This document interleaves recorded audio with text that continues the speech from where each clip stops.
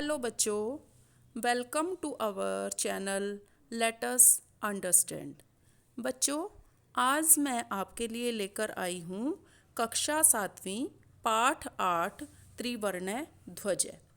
त्रिवर्णय का मतलब होता है तीन रंगों वाला। तीन रंगों वाले को हम बोलते हैं तिरंगा, और ध्वज का मतलब होता है झंडा। तिरंगा झंडा, ये हमारा पाठ का नाम है, तिरंगा झंडा। अब मैं आपको समझा रही हूँ पाठ की एक्सप्लेनेशन, उसको ध्यान से सुनो। केचन बालका काश्चन बालिकाश्च स्वतंत्रता दिवसस्य ध्वजारोहण समारोहे सोत्साहं गच्छन्तः परस्परं संलम्पन्ति। केचन बालका का मतलब है कुछ बालक, काश्चन बालिका कुछ बालिकाएं, कुछ बालक और कुछ बालिकाएं स्वतंत्रता दिवस के ध्वजारोहण के समारोह में उत्साहपूर्वक जाते हुए आपस में बातचीत कर रहे हैं। जैसे कि आप ग्रुप बनाकर कहीं जाते हो स्कूल में और आपस में बातचीत कर रहे होते हैं, इसी तरह से कुछ लड़के और लड़कियां भी आपस में बातचीत कर रहे थे।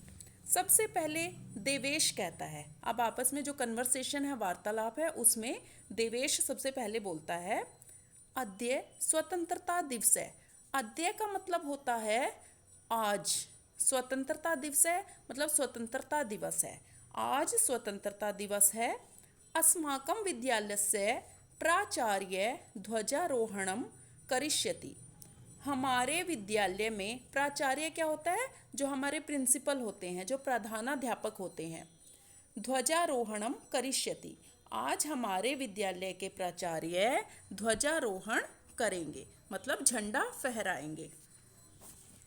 छात्राश्च सांस्कृतिक कार्यक्रमात् प्रस्तोष्यन्ति, और जो छात्र हैं, छात्र और छात्राएं सांस्कृतिक कार्यक्रम प्रस्तुत करेंगे। प्रस्तोष्यन्ति होता है प्रस्तुत करेंगे।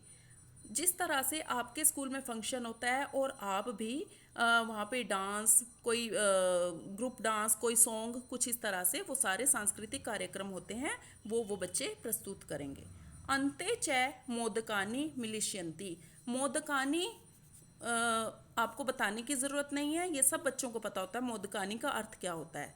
मोदकानी मतलब लड्डू। और जब फंक्शन ख़त्म हो जाएगा, अंत में हमें मोदक मिलेंगे, लड्डू मिलेंगे। अब उसके बाद सेकंड नंबर पे डेविड बोलता है, शुचे, हे शुचि, शुचि किसी का नाम है, जानासी तुम, क्या तुम जानती हो, अस्माकम ध्वज कीदृश है, हमारा जो झंडा है उसका क्या नाम है, वो कैसा है। उसके बाद शुचि कहती है, अस्माकम देशस्य ध्वज त्रिवर्णय इति।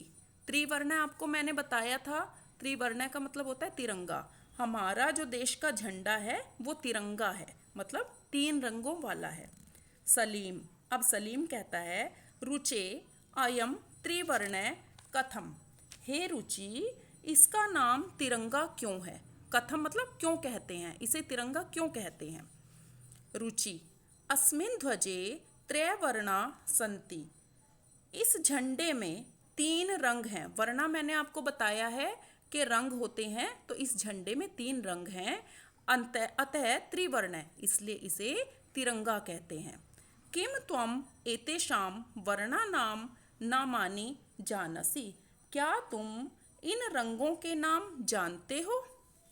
उसके बाद टर्न है सलीम की। अब सलीम बोलता है, अरे केशर वर्ण, श्वेत, हरित च एते त्रयवर्णा। केशर वर्ण मतलब केसरिया रंग, श्वेत मतलब सफ़ेद रंग, हरित हरा। अब वो कहता है, वो उसको बताता है केसरी, सफ़ेद और हरा, ये तीन रंग हैं। उसके बाद देवेश बोलता है, अस्माकं ध्वजे एते त्रयवर्णा किम सूचयन्ति। हमारे झंडे में ये तीन रंग क्या सूचित करते हैं? सूचयंती मतलब क्या बताते हैं, क्या सूचना देते हैं। सलीम है, अब सलीम कहता है, शुणु, यानी शिणु का मतलब होता है सुनो, इस चीज़ को सुनो। केशर वर्ण शौर्यस्य, श्वेत सत्यस्य, हरितश्च समृद्धे सूचकाः सन्ति। अब वो कहता है, सुनो, केसरी रंग शक्ति का, शौर्य से होता है शक्ति का। श्वेत सफेद रंग शांति का, और हरा रंग समृद्धि का सूचक है। उसके बाद शुचि कहती है किम एतेषां वर्णानाम अन्यदपि महत्वम, क्या इन रंगों का दूसरा भी कोई, अन्यदपि होता है दूसरा भी कोई महत्व है। उसके बाद डेविड कहता है आम, आम और न आपने पहले किया हुआ है, आम का मतलब होता है हाँ, आम हाँ, कथम न क्यों नहीं, ध्वजस्य उपरि स्थित केशरवर्ण त्यागस्य उत्साहस्य च सूचक। अब वो बता रहा है कि इनका क्या महत्व है। ध्वज के ऊपर स्थित केसरिया रंग त्याग और उत्साह का सूचक है। मध्य स्थित है श्वेत वर्ण सात्विकताया शुचिताया च द्योतक है। अब जो बीच में है, बीच वाला जो सफेद रंग है वो सात्विकता और पवित्रता का द्योतक है, मतलब वो सात्विकता और शुद्धता का प्रतीक है। अधः स्थित है, अधः का मतलब होता है नीचे, जो नीचे हरा रंग है वो हमारी वसुंधरा, वसुंधरा अर्थात धरती, वो हमारी धरती की सुंदरता और उपजाऊ शक्ति का सूचक है। उर्वरता होता है हमारी धरती की जो उपजाऊपन होता है। तजिंदर, अब तेजिंदर की बारी है। वो कहता है शुचे हे शुचि ध्वजस्य मध्ये एकम नीलवर्णम चक्रम वर्तते। अब वो शुचि हे शुचि, जो हमारा झंडा है उसके मध्य में, उसके बीच में एक नीले रंग का चक्र है, चक्रम होता है चक्र। शुचि कहती है आम आम, हाँ हाँ, इदम अशोक चक्रम कथ्यते, हाँ इसे अशोक चक्र कहते हैं। आपने ये चीज़ एसएस में भी पढ़ी होगी कि अशोक चक्र होता है हमारा जो झंडा है उसके मध्य में जो चक्र बना होता है उसे हम अशोक चक्र कहते हैं। एतत् प्रगते न्यायस्य च प्रवर्तकम सारनाथे अशोक स्तंभे अस्ति। अब वो क्या कहते हैं कि अब वो उसको बताते हैं कि जो अशोक चक्र है वो किस चीज़ का प्रतीक है, वो प्रगति का, न्याय का और सदा आगे बढ़ने का प्रतीक है। और ये कहाँ से लिया गया है, अशोक स्तंभ से लिया गया है। उसके बाद वो कहता है तस्मात् एव एतत् गृहीतम, और इसे उसी से लिया गया। कहाँ से लिया गया है, अशोक स्तंभ से लिया गया है। अब प्रणव कहता है अस्मिन् चक्रे चतुर्विंशति आरा सन्ति, इस चक्र में 24 तिल्लियाँ हैं। आरा क्या होता है, तिल्लियाँ। अब मेरी कहती है भारतस्य संविधान सभायां 22 जुलाई 1947 तमे वर्षे समग्रतया अस्य ध्वजस्य स्वीकरणं जातम। अब वो बता रही है कि भारत की संविधान सभा में 22 जुलाई 1947 को सर्वसम्मति से, मतलब सबकी सलाह से इस ध्वज को स्वीकार किया गया था। अब तेजिंदर की बारी है। तेजिंदर कहता है अस्माकं त्रिवर्ण ध्वज स्वाधीनतया राष्ट्र गौरवस्य च प्रतीक है। हमारा जो तिरंगा झंडा है वो स्वाधीनता और हमारे राष्ट्र के गौरव का प्रतीक है। प्रतीक का मतलब होता है सूचक है, राष्ट्र गौरव, हमारे राष्ट्र के गौरव का।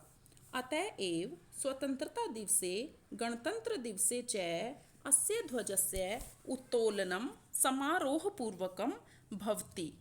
अब वो कहता है इसीलिए स्वतंत्रता दिवस और गणतंत्र दिवस पर इस ध्वज को समारोह पूर्वक फहराया जाता है। आपको पता है जो हमारे राष्ट्रीय त्यौहार होते हैं जैसे कि स्वतंत्रता दिवस और गणतंत्र दिवस, उस पर क्या होता है, राष्ट्रीय ध्वज को फहराया जाता है। और अंत में जयतु त्रिवर्ण ध्वज जयतु भारतम, इस तिरंगे झंडे की जय हो और भारत की जय हो। बच्चों, आज हमने पाठ 8 सरलार्थ किया, अनुवाद किया और हम अगले वीडियो में इसकी बैक एक्सरसाइज करेंगे।